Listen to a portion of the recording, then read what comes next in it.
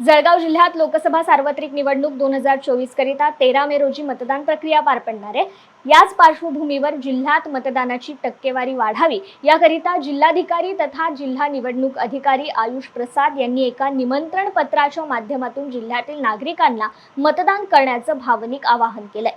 आजपर्यंत जळगाव जिल्ह्यातील 2,20,000 घरापर्यंत तर जळगाव शहरात 1,30,000 घरापर्यंत हे निमंत्रण पोहोचलं असून अशा प्रकारे संवाद साधल्याने या पत्राविषयी नागरिकांमध्ये उत्स्फूर्त भावना आहेत। तसंच पत्राच्या माध्यमातून प्रशासन ग्रामीण आणि शहरी भागातील शेवटच्या घटकांपर्यंत पोहोचल्याचं समाधानही नागरिक व्यक्त करतायत। लोकसभेची निवडणूक होणार आहे, त्या संदर्भात मतदान होणार आहे।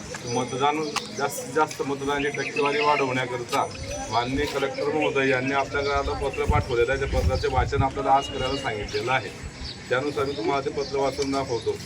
आदरणीय मतदार, महाराष्ट्र दिनाच्या हार्दिक शुभेच्छा। आपण सर्व आनंदी असाल अशी अपेक्षा करतो। भारत निवडणूक आयोगाने सार्वत्रिक निवडणूक 2024ची घोषणा केलेली असून येत्या 13 मे रोजी जळगाव आणि रावेर लोकसभा मतदारसंघात मतदान होणार आहे।